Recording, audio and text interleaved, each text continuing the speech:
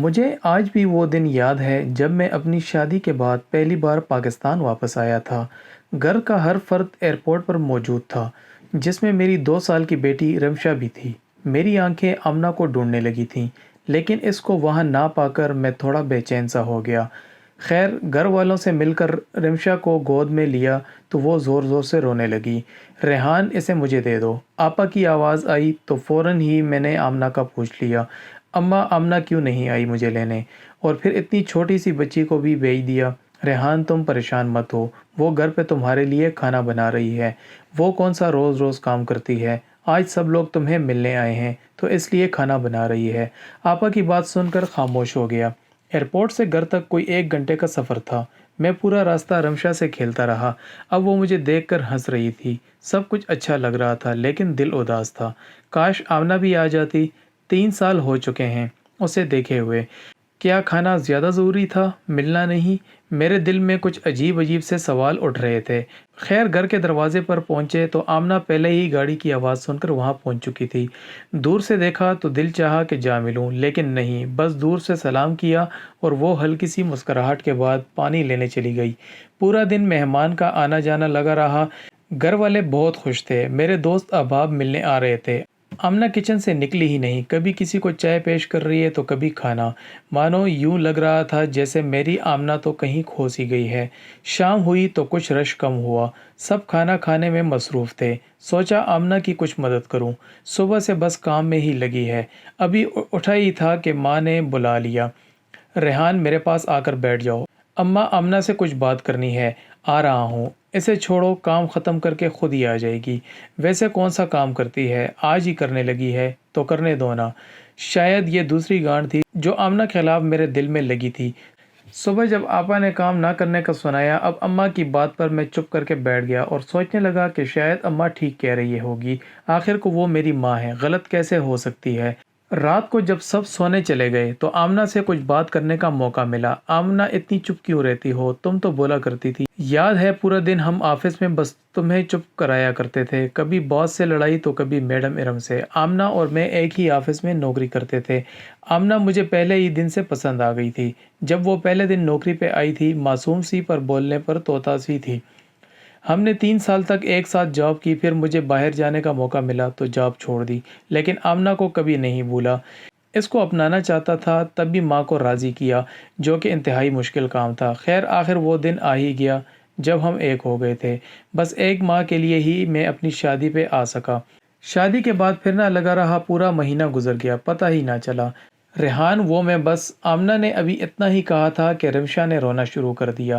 آمنہ اس کو چپ کرانے اور سلانے میں لگ گئی۔ میری آنکھ کب لگی پتہ ہی نہ چلا۔ صبح رمشا کی رونے کی آواز سے میری آنکھ کھلی۔ آمنہ یار، رمشا کو دیکھو، یہ کیوں رو رہی ہے؟ پر رمشا کی مسلسل آواز سے آخر میں اٹھ ہی گیا۔ آمنہ، کہاں ہو یار؟ آمنہ، آمنہ۔ میں رمشا کو لے کر باہر آیا تو پھر سے آمنہ کو کچن میں پایا۔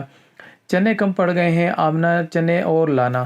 اماں کی آواز میرے کانوں میں پڑی تو کچھ دیر رک سا گیا۔ سب لوگ کھانے کی میز پر تھے سوائے آمنہ کے۔ اماں نے مجھے دیکھا تو بلا لیا، آ جاؤ، ناشتہ تیار ہے، دیکھو تمہارے سب بہن بھائی موجود ہیں۔ اماں، آمنہ کہاں ہے؟ بھوک لگی ہے رمشا کو۔ لاؤ، اسے مجھے دو، تم فریش ہو جاؤ، اسے میں دیکھتی ہوں۔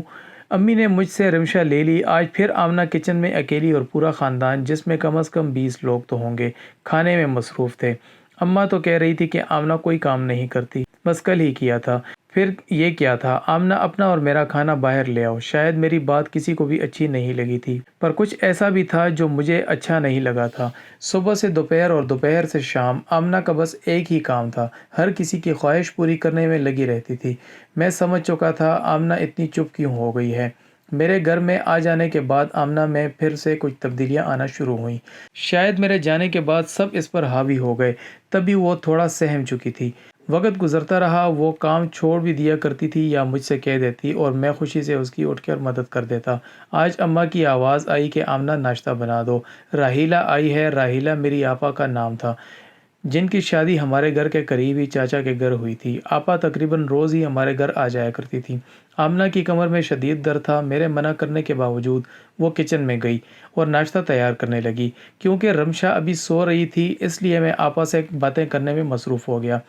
آپا ہم سب بہن بھائیوں سے بہت پیار کرتی تھی اور ہم سب ان کو بہت پسند کرتے تھے۔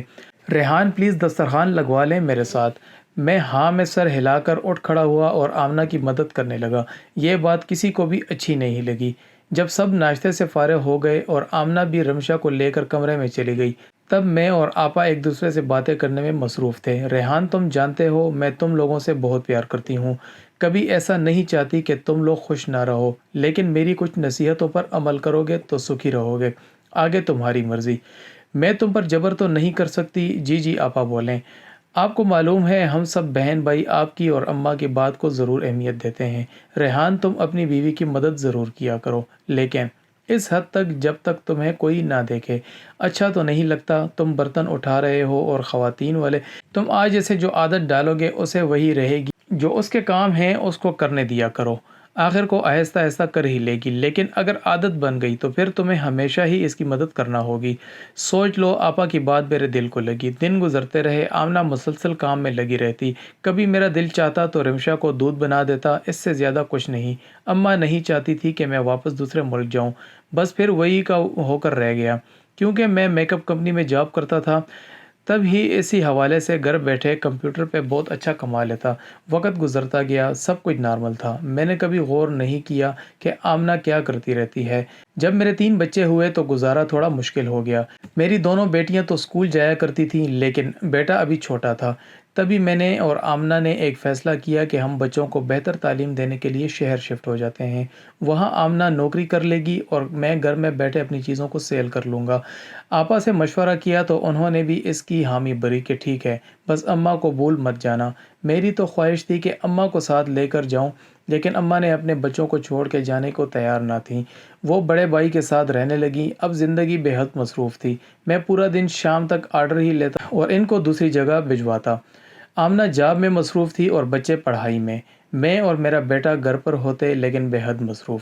ایک دن آمنہ جاب سے آئی تو شاید کچھ زیادہ ہی تھک گئی تھی، آتے ہی سو گئی اور ہم سب بھوکے رہ گئے۔ آمنہ تھوڑا بیمار رہنے لگی تھی۔ اب جب وہ جاب سے واپس آئی تو پہلے کی طرح چست اور توانا محسوس نہ ہوتی۔ اب دوپہر کے کھانے کے ساتھ ساتھ ہم رات کا کھانا بھی ہوٹل سے منگوا لیتے۔ آمنہ روز کہتی کہ ریحان مجھے ڈاکٹر کے پاس لے جاؤ، اور میں روز کام کی وجہ سے نہ جا پاتا۔ سالوں سال ہی گزرتے رہے، نہ مجھے ٹائم ملا، نہ آمنہ کی بیماری ٹھیک ہوئی، نہیں معلوم اسے کیا ہوا تھا۔ پھر ایک دن ایسا آیا کہ جب میں خوب بیمار ہوا، پیٹ کے درد نے جیسے میری جان نکال دی۔ سوائے آمنہ کے میرے پاس کوئی نہیں تھا۔ آخر میرے گھر والے بھی تو ہیں، انہوں نے میرا خیال کیوں نہیں رکھا؟ ایک دفعہ پھر مجھے احساس ہوا کہ میں آمنہ کے ساتھ زیادتی کر جاتا ہوں، لیکن یہ احساس شاید کچھ دنوں کا ہوتا۔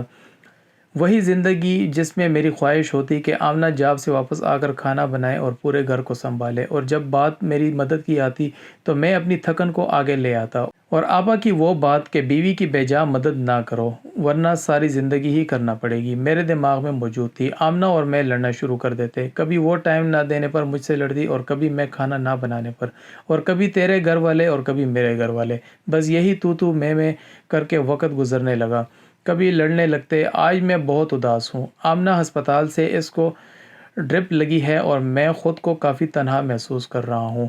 میں اور میرے بچے بس، اور کوئی نہیں ہے۔ میرے گھر والے آمنہ سے رسماً پوچھ کے جا چکے ہیں، سوائے آمنہ کی امی کے اور کوئی نہیں جو اس وقت اس کے لیے بے چین ہو۔ مجھے آج وہ دن یاد آتے ہیں کہ ہم کیوں لڑتے تھے، اپنا وقت ضائع کرتے تھے۔ کیوں میری آپا نے مجھے یہ نہیں کہا کہ ریحان اپنی بیوی کی مدد کیا کرو، یہ ہمارے نبی صلی اللہ علیہ وآلہ وسلم کو بے حد پسند ہے۔ کیوں میں آمنہ کو ہر دفعہ غلط کہہ دیتا اور بس مجھے یہی لگتا تھا کہ یہ بس کام سے بھاگنے کے چکر میں رہتی ہے۔ کیوں ہر دفعہ میں اپنے گھر والوں کی بات کو صحیح سمجھ جاتا تھا۔ میں نے اور میرے گھر والوں نے آمنہ کو بدل ڈالا تھا۔ وہ آمنہ جو زندگی جیا کرتی تھی، میں نے اس کی خوشیوں اپنے تانوں سے ختم کر ڈالی تھی۔ میں اس کا خیال تو بہت رکھتا تھا، اسے اچھا بھی رکھتا، لیکن پیسوں کی حد تک۔ آمنہ تم واپس آ جاؤ، میں تمہارے بنا جی نہیں سکتا، تم میری زندگی کی ساتھی ہو، مجھے تمہارے ساتھ کی عادت ہے، بس ٹھیک ہو جاؤ یار۔ مجھے آج سمجھ آیا کہ وہ تو کھانا بھی نہیں بناتی تھی، پھر بھی کیوں تھک جایا کرتی تھی۔ صرف کھانا بنانا گھر کے کاموں میں شامل نہیں ہوتا، اور بہت کچھ ہوتا ہے۔ آج کل میں بھی کھانا باہر سے منگواتا ہوں اور پھر بھی تھک جاتا ہوں۔ پورا دن میں 5 منٹ کا آرام نہیں کر سکتا۔ آمنہ تم سچ کہتی تھی کہ ریحان مرد ہی کیوں تھکتا ہے؟ آخر عورت کیوں نہیں تھکتی؟ اس کو اجازت کیوں نہیں ہوتی کہ وہ اپنی تھکن کو بیان کر سکے؟ میں اپنے سب بھائیوں سے یہ ضرور کہنا چاہوں گا، جو غلطی میں نے کی ہے آپ لوگ کبھی مت کرنا۔ اپنی بیویوں کے لیے ٹائم نکالو، ان کے بھی نخرے اٹھاؤ، کیونکہ وہ ان سب کو پسند کرتی ہے۔ اگر تم چاہتے ہو تمہاری بیویاں جوان اور حسین رہیں، تعریف کیا کرو۔ جو مرد حضرات زیادہ غصہ کرتے ہیں، ان کی بیویاں جلد بیمار اور بوڑھا ہونا شروع ہو جاتی ہیں۔ اور ایک بات بہت عام ہے، ہمارے گھر والے جتنا ہم سے پیار کرتے ہیں اتنا ہماری بیوی سے نہیں کر سکتے۔ لہٰذا بیوی آپ کی ہے، نہ کہ محلے والوں کی، اور اس نے آپ کے گھر کو سنبھالنا ہوتا ہے۔ لہٰذا اس کو مزید مضبوط بنانے کے لیے آپ کے پیار اور مدد کی ضرورت پڑتی ہے۔ جو کام ہمارے نبی صلی اللہ علیہ وآلہ وسلم نے کیا وہ غلط کیسے ہو سکتا ہے؟